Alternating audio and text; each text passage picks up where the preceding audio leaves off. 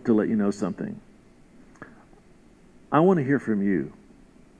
And one of the things that we're going to be doing in this year is I want to hear from you. Some of you have great gifts.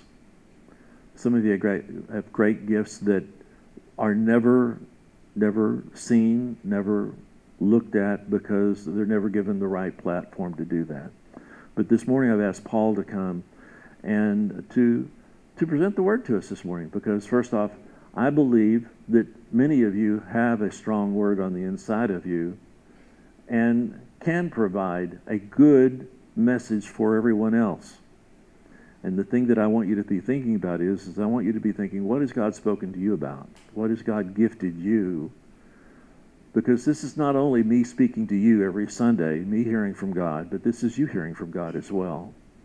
So I've asked Paul to come and to speak. And you see him every Sunday morning up here worshiping, and that's all a great thing. He's got a tremendous gift, and I appreciate him coming every Sunday and singing, he and Jamie both.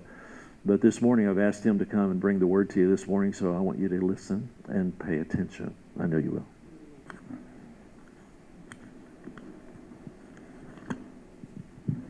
It's a funny thing because Pastor doesn't know all of my history. I think some of you even might know a little more because I've shared it at Bible study and things. But I've come from a background where I was raised in the church, and I was a youth minister for a time, interim period where we were without, and minister of music for an interim period where we were without. And that was right about when I left the church, quote unquote, let's say. I was up and I was listening to that song that just came out, talking about, going before God. Man, my mind's going blank on the song. But talks about when I'm there, what will it be like? And I know y'all know the song I'm thinking of. It made a huge movie this, past year, and I can only imagine what it will be like. And it really made me think, what's it going to be like when I'm standing before God and he goes, you never lived the life that I gave you to live? Because you were afraid that what you were taught, that you were going to be more in sin to live as who I made you to be than what you're living now. But what I was living was a lie, because I believed that I was doomed, condemned to hell for who he made me to be. And so it came about, that I decided that I was going to seek this out. And so I did. I backed out of the church because I knew that I couldn't stay a member of that church and live the life that I was going to start living. But what I did is I actually turned my back upon God. I didn't just leave the church. I left God because I thought, you know what? I'm already condemned. What do you do? Who cares? So, but really growing up, I always looked at my mom as a saint. I was her trying kid, though. I was the one that really ran her through the ringer, and she gives it credit that I'm just too much like her. But for me, my mom had 7 kids that she was taking care of. 3 of my cousins that were older than us, Zorana, Tony, and Gary. And then my 2 brothers, my little sister. And my sister was spoiled as could be because she was the only girl. And my mom and dad had 2 girls that passed away right after birth because they were twins, and the one just really drained the life out of the other one. So she was in depression for many years. I want to say a good 20 years of me, growing up. And what that did for her, though, is, it just kept her in this really humble place where all she could do is depend upon God. Not only was she taking care of 7 kids, but she also took care of my dad's mom, my grandmother. But it wasn't her mom, it was my dad's mom, who was a quadriplegic. And so, being that I was the only one that could understand Grandma, I was around a lot. Because she would have to say, Paul, come tell me what Grandma's saying. Because she just couldn't form all the words, but for some reason I could make it out a little bit better. So, she was a saint in my eyes, looking back especially now, and going, man, she did all that. And then she did it with my dad having 4 heart attacks, and they weren't very far apart. But, he had his first one, and he's in the hospital, and when that happens, you're down for quite some time. And we weren't rich by all means. I mean, my dad's a mailman, so yeah, I'm the son of a postman. But, at the same time, somebody got that joke, but at the same time, she still had to get us to all our doctor's appointments, any extracurricular activities that we had, and do all these things, So, but there was one time she had called my cousin Gary into the kitchen to finish something he hadn't finished. And Gary didn't call placebacks. And he was sitting in the only rocking chair. Well, if you know me, I can't stop moving. You could probably see that already. So I rock even in a sitting still chair. I still do it to this day. I always have. I wore a hole in a chair when I was 4 years old because I rocked so much in that one place that it literally cracked in that place where my head would hit the chair. And then they duct taped it and it would stick to the back of my head and it really annoyed me. But, that was life. So, but this one time my mom said, Paul, give him his spot back. And I was like, you didn't call placebacks. And she goes, Paul, give him his spot back. And I said, no. And that look on my mom's face, she snapped. Literally snapped. So I take off running and somehow get outside before she can get to me. And she's right on my heels. I get all the way around the house. And this is a huge house. I mean, imagine 10 of us living there. And I get around the house and she tackles me right in the pavement in the back and just starts beating me. And my cousins come out and, they're on our heels too because they seen it on her face as well. And they pull her right off. And my mom had a nervous breakdown. And literally that's what had happened. But still looking back, I don't credit that as anything more than that wasn't her. She literally was out of her mind at that moment. I pushed her over that limit. But most of the time it was nice because if I was anywhere near Grandma and I was in trouble, Grandma would say, leave him alone. Come here, Paul. And I'd climb up on Grandma's lap and nothing would happen to me. So I was spared oftentimes. I was given grace, in these moments. I was given grace by my cousins when they pulled my mom off me, and I had to go to my room until Dad got home. And then Dad talked to me about what had happened. Mom felt bad, of course, felt horrible, but it was something that I think it took her a moment to forgive me just as much, and me, I'm one of those people that always woke up with a smile on my face. So I think I had already forgiven my mom pretty much right away at that same time. And then in those other moments, Grandma spared me. She would give me grace where I didn't necessarily deserve it. I probably should have been punished in some of those times, but I was spared, So looking at the first verse, Pastor had said, I'm going to have you speak one of these days. And I don't know what spoke to him to tell him that this was something I should do or that's something that I had done or whatever. But he said, I believe that you have a message to share with us. And I thought, I'm not sure what that message is because I don't know what message I have to share with you. God hasn't told me. So I was sitting down in the beginning of the year and I still hadn't come up with this message. And he said, I want you to speak in January. And I thought, well, I already know it's going to have to be the last week of January because it still hasn't come to fruition for me of what I'm going to speak on. So this is one of my favorite verses. And really, you're probably not going to see right away what it has to do with the topic of what I'm speaking on, but 1 Corinthians 13:13. And now these three remain. It's the chapter of love, right? Faith, hope, and love, but the greatest of these is love. So where I look at these and I go, we have some great people that are talked about in the Bible. Job is one of them. Job was, a man that everything was taken from him. He had lost his livestock, his camels, his sheep, and that's where back then your income was. Because you would trade more so and barter for goods than money of any kind was really used. He had lost his servants. His servants that were out looking over these items, when they came, also were lost. His children, they were all gathered together at his oldest son's house, and the house, was hit and lost all of his children. And then his health, after that was struck, and he was what they think was probably leprosy. But the great thing about Job, I don't know what I did there, Pastor. Let's go like that. Is they describe him. He was righteous. He was a man that was faithful. He was God-fearing. He loved God with all of his heart. Now, God-fearing to me is something I look at and go, what does that mean? God-fearing to me, if I look at God and I think, do I fear God? What I fear mostly is forsaking God. And I think that that's what God-fearing really comes to be. I don't think it's so much that you just fear God because of his power and what he can do to you, but because you recognize that power in what he can do and what he has done for you. You fear harming him and hurting him because of how great he has been to you. And he shunned evil.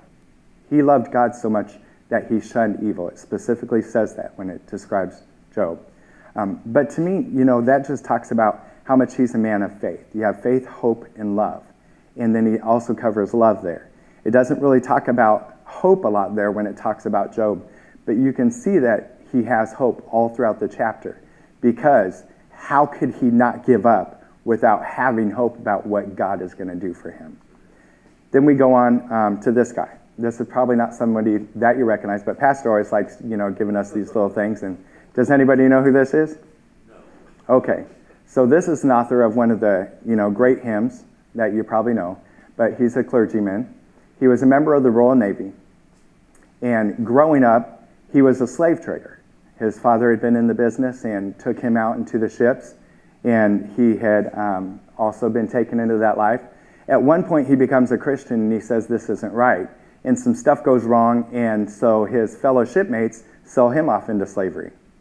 His father sends somebody out to get him another captain, and the captain comes and he gets him and takes him back home, and he becomes a Christian. He describes himself. Now, this is the one and only John Newton, the clergyman. And what did he write? Amazing Grace. He was an abolitionist as well. Now, he went through his life and he goes, do you know what? If I was to look back at the Christian I was back when I said I was a Christian, I don't recognize that man as a Christian.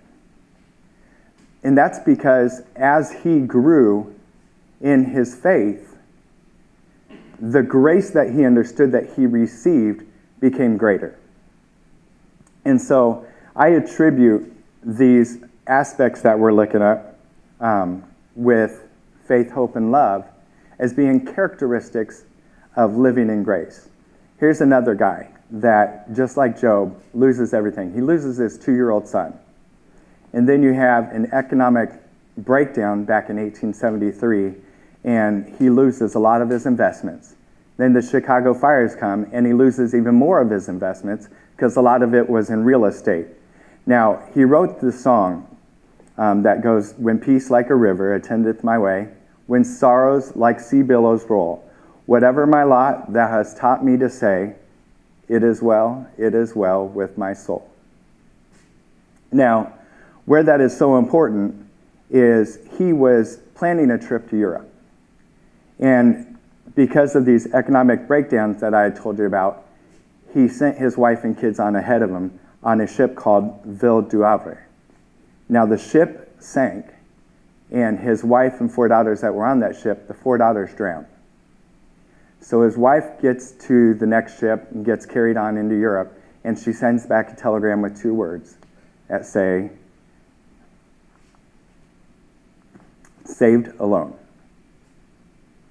And so Horatio goes out to join his wife. This is Horatio Spafford. Now, he had just lost all his real estate investments. We talked about that in the Chicago fire. There's also an economic downturn. But he never forsakes God. When he gets to the point where he had lost his daughters in that trip across the ocean, he stops and he writes this poem that becomes that song, it is well with our soul. But it's more so about what do we do when we're faced with devastating circumstances in our life. Okay? And how I'm looking at this, what God has laid on my heart is this is living under grace. One, we can take these circumstances and we can turn away from God, as I did 20 years ago. Or 2, what we can do as what happened to me this past year is we can turn to God. And, it's funny because there's not a far difference from them because God remains the same. It's only what we do that differs in those circumstances. He's still there, and he still has given us an unmerited, free favor. We can't earn it. We can't buy it. We can't become worthy of it or warranted of it. It's free and it's unmerited that he's already given to us. He's been given mankind favor, grace, from far before we even know. Because this creation he desires to be close to us. I don't know why, because I'm not God and I can't see how we could ever be worthy of it. But again, isn't that part of the definition? We can't be worthy of it. So, in Psalm 84:11, it says, "For the Lord God is a sun and shield. The Lord will give grace and glory. No good thing will he withhold from them that walk uprightly." And this is a promise to us. A promise that if we walk uprightly, there's no good thing that he will withhold from us. Even before that, it says he's our sun and shield. The Lord will give grace and glory. Now, he's giving us grace no matter what. We know that, later on in the Bible, in biblical times, after the Psalms were written, that Jesus comes and Jesus does what? What's his ultimate gift to us? He saves us. He saves us where we could not save ourselves. He pays that ultimate price for our sins that we could never have done. It's another form of grace from God. Now, why does God do this? I don't know. I just believe that it's so that we'll live closer to him. That's my best guess. So that we will live in his presence and hopefully touch other people with that same grace that lives through us. So then I'm looking at, well, what keeps us from living in God's grace? Name anything that you can think of. What would keep us from living in God's grace? Our friends. I put our misjudgments and our mistakes, but the second one I put are outside influence that mislead us. Our friends could easily keep us from God's grace. How about, what's that? Past hurts. I put a lack of forgiveness. You're exactly right. Thinking that others maybe don't deserve grace. There's lots of reasons that could keep us from living in grace. But that's not really what's important. What's important is how do we get to the point where we do it. There was a child one time that was always getting in trouble. His dad had passed away in a war, and his mom was left to take care of him. And she gets this one more call, and they said, "We're bringing your kid home." Unfortunately, he was caught stealing again, and so he already knows what the punishment is. And back then, they would flog you, or they would, do something to your hands or whatnot. So she says, "Bring him home before you punish him."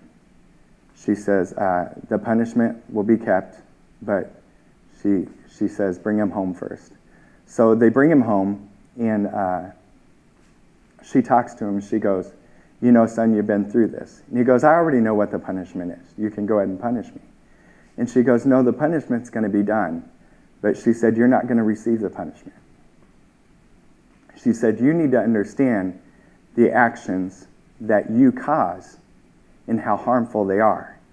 And obviously, the punishment that you receive doesn't do anything for you. So I've chosen to accept your punishment for you." So she puts her hands out, and they just begin to whip her.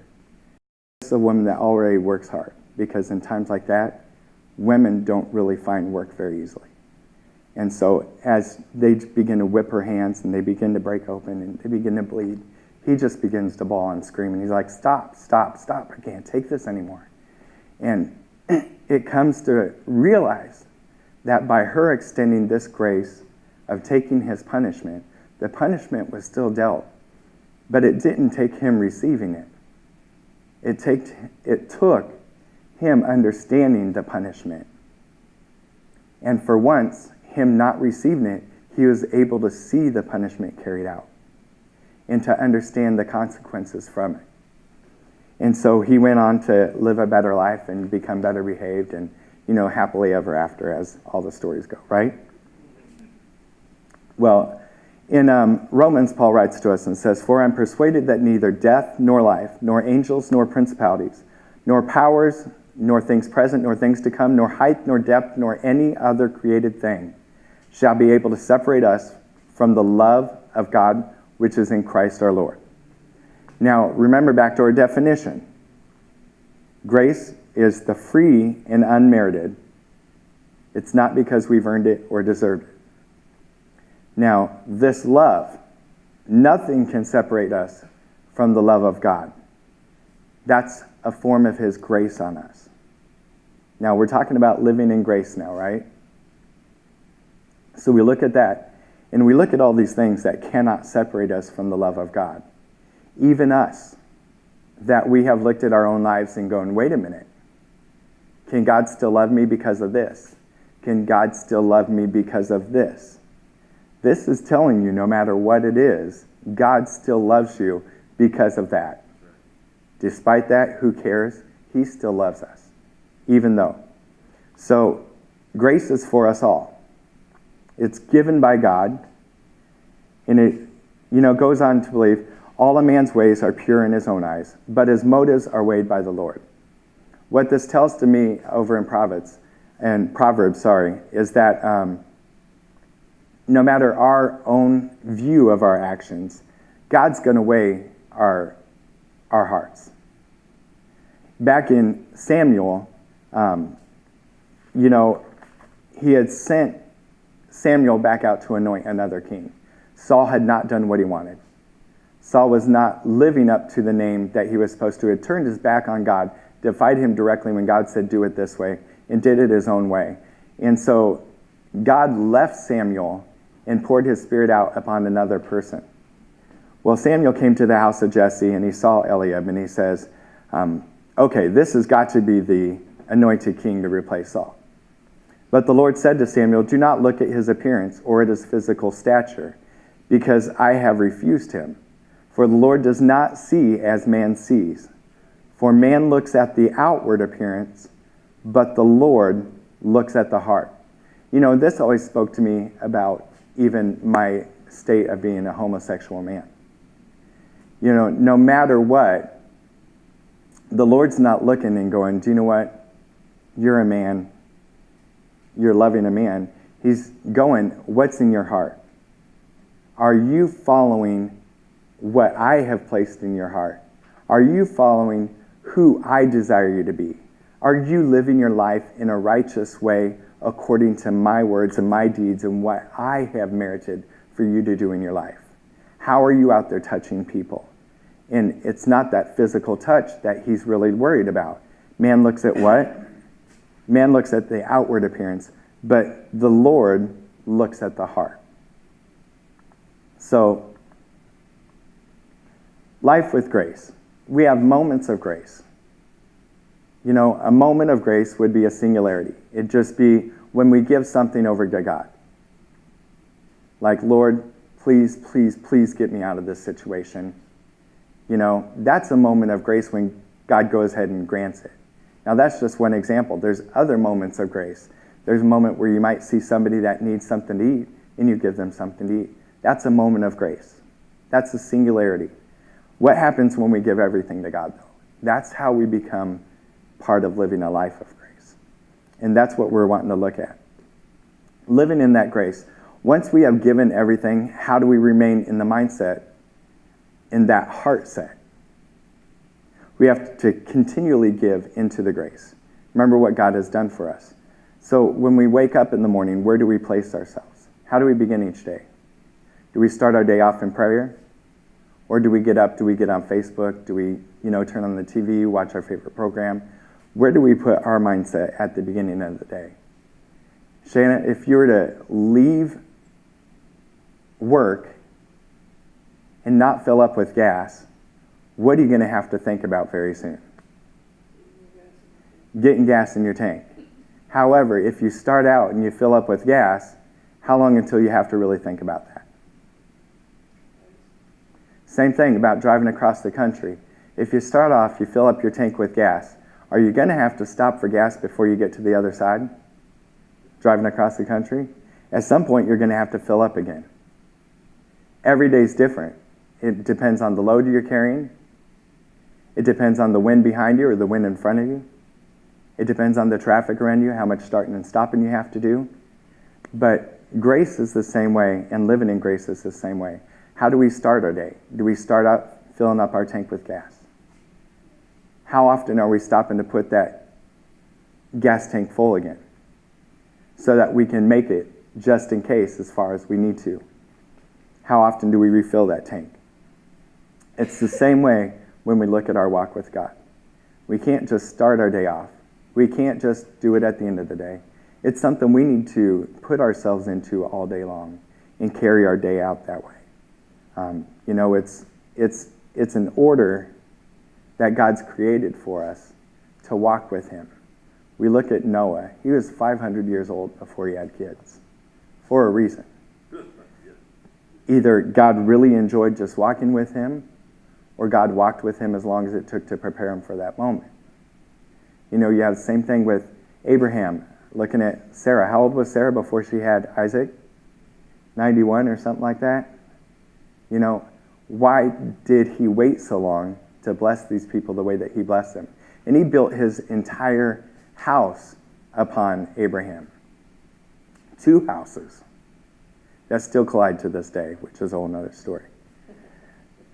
But the whole thing is, looking back 20 years ago at the amount of grace that God had given me, and realizing that I needed to walk the path that he had laid out for me, I still turned my back on him. And looking back at that guy, I know that he wasn't perfect. Looking at me now, I still know I'm not even close to perfect. And so I look at my life and I think, how do I live in grace? How do I live in grace today? What starts out with prayer, starts out with putting my mind into his word, and doing whatever else it takes for me to remain there throughout the day. Coming back to him and reminding myself, surrounding myself with the right people. Now, I work in a place where I worked with 20 different servers on the floor, 20 different cooks, 3 or 4 bartenders every day. I have a lot of influence on me, as well as then the people that sit at the tables that I'm taking care of. So at any given point, I have interruptions in my mindset. Plus, I have to focus on what I'm doing because I'm not that, I'm a space cadet. So it really takes a lot for me to come back and go, what am I doing right now to make sure that I remain in that mindset, that I'm touching other people in a positive manner, that I'm sharing God's light and God's grace as he's shared to me. Because I believe that's what the whole point of our life is. I believe in order for me to, that's one of my dog's hairs. In order for me to live in, Azul to be specifically, because I can tell them apart. But in order for me to live in the grace that he has given me, I have to remain in that focus and continually to refocus throughout the day, throughout the week, throughout the year, throughout my life. And that's what he's taught me, and that's what I wanted to share today. But if we could just close in prayer. Lord Jesus, I just thank you for this day, and I thank you for what you have placed upon our hearts. Lord, I praise you for gathering us together and just enveloping us in your presence, Lord, for touching us and showing us that you have a place for us in this world and a place that you have lined our path to go out and touch others and reach others with your light and your love. Pray that you would just help us to find your grace in our lives and to be able to accept that we may carry your attributes that come from that. In your name I pray. Amen. Amen. Well, how many of you think he had a word for you today? I thought so too. Don't ever second guess your pastor. And that's what I want you to realize, that you have gifts on the inside of you that no one would ever know of unless they get a space to be able to be used. So don't say no when I ask you to do something. Right? Because everybody will get blessed when you do that. Everybody will get blessed. So make sure that everybody gets a big squeeze. We got some visitors here with us today, the first time, Matt and those around. Make sure you're We welcome you. Come back and join us again. We hope you'll make this your home. We got lots of people out of town that are out. So pray for those folks that are not here, and we will see you next Sunday right back here. God bless you. Hope you come back. Bless you.